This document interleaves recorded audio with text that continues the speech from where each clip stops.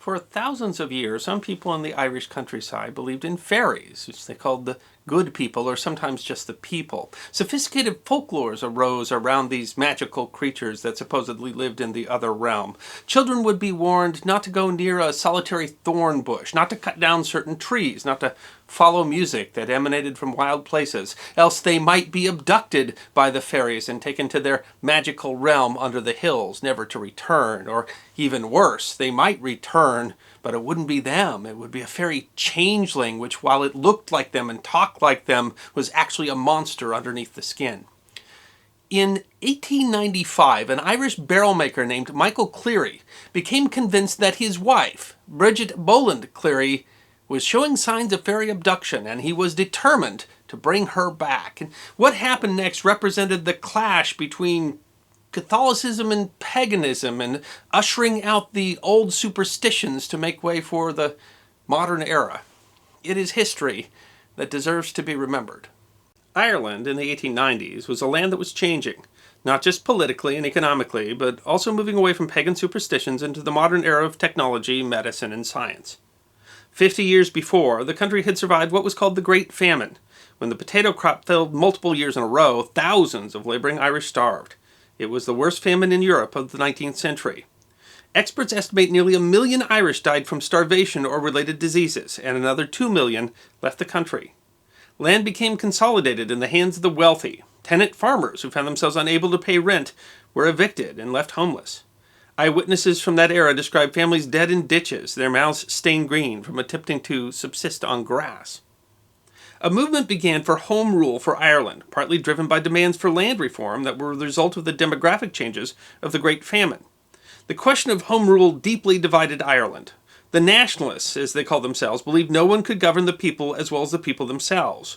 However, their opposition in Parliament, the Unionists, thought that Ireland could not govern themselves.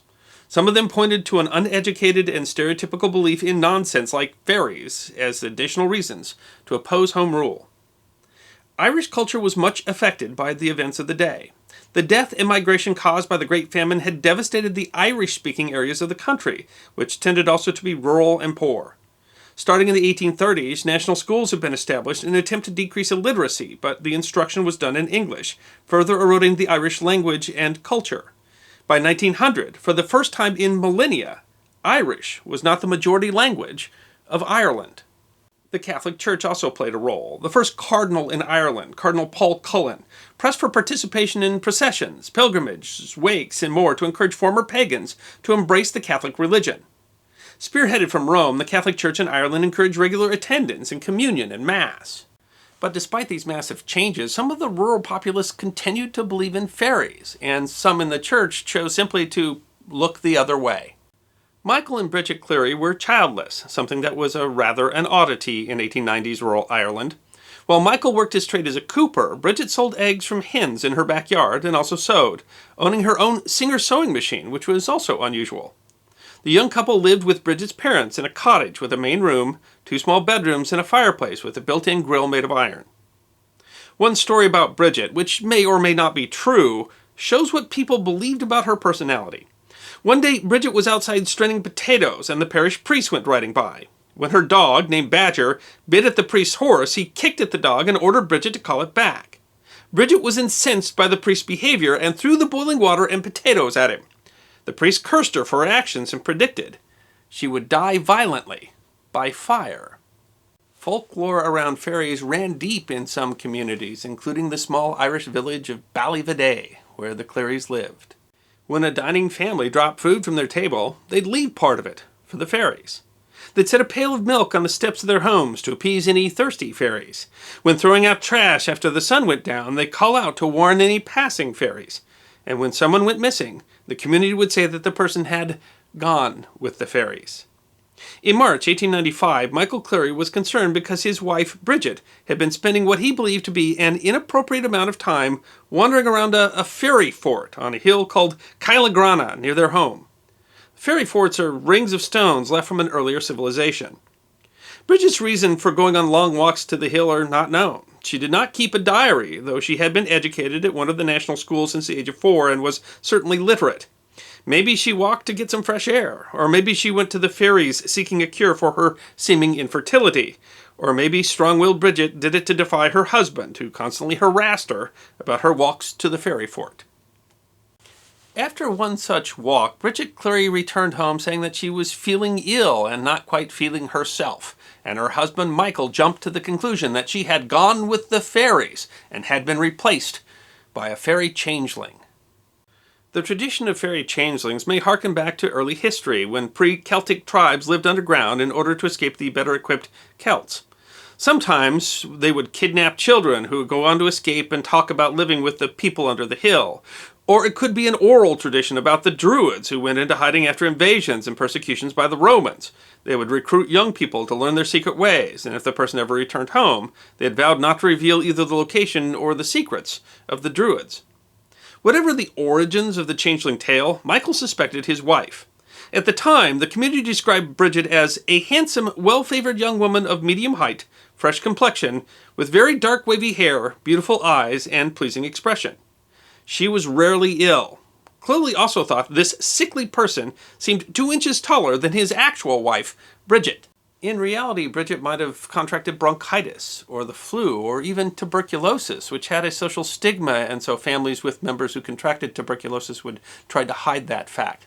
Some historians have suggested that possibly she had been meeting a lover up at the fairy ring, and her demeanor changed as the affair went sour.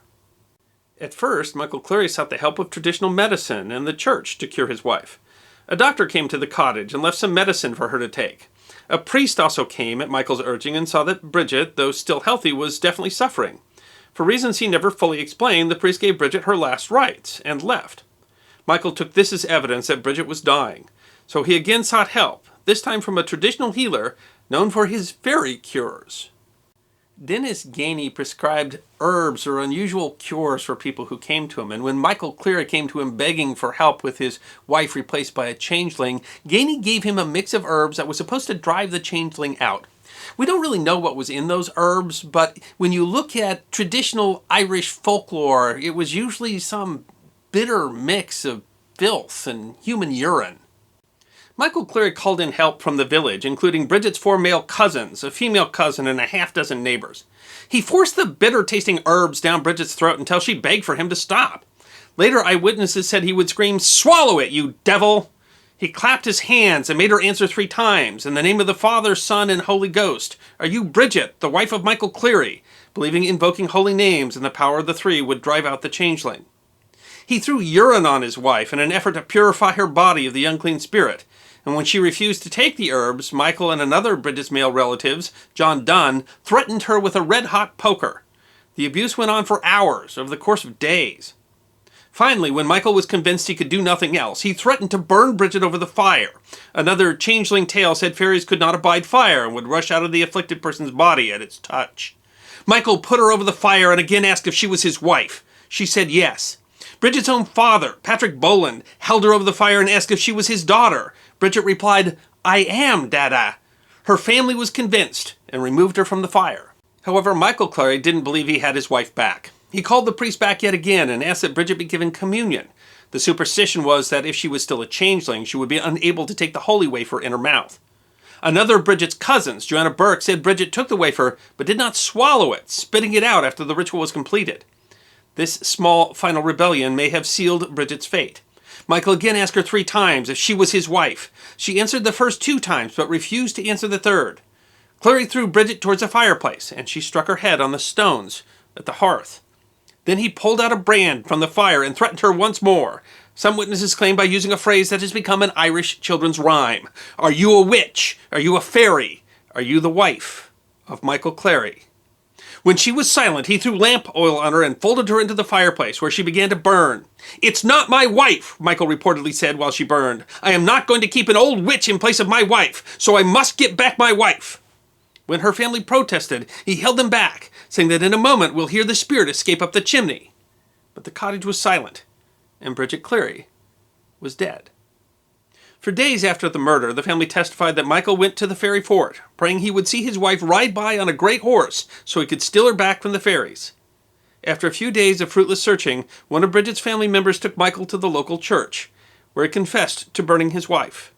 "Though I didn't mean it, by God," he said. Bridget Cleary was not the only person to be murdered in Ireland in the 19th century in the name of changeling folklore. In 1885, when Michael Leahy of County Kerry could neither walk nor talk by the age of 4, instead of understanding that he had a disability, his grandmother assumed that he was a fairy changeling and drowned him in a river, trying to chase the fairy out. She was charged with murder, but acquitted of the crime. 9 people were charged with the torture and murder of Bridget Cleary. Her husband, Michael Cleary, convicted not of murder but of manslaughter, received the harshest sentence, 20 years hard labor. The others were convicted of the crime of wounding and served lesser sentences.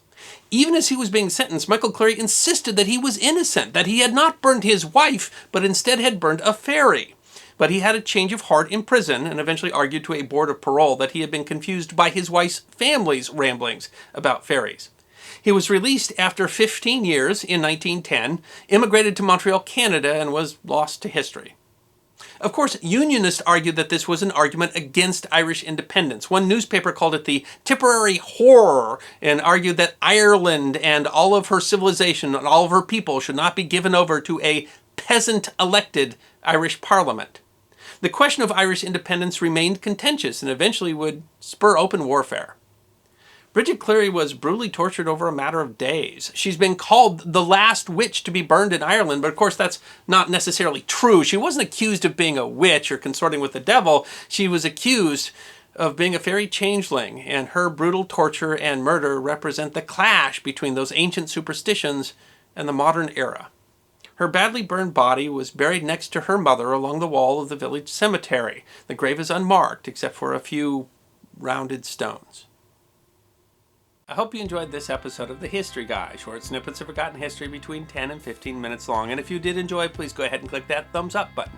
If you have any questions or comments or suggestions for future episodes, please write those in the comment section. I will be happy to personally respond.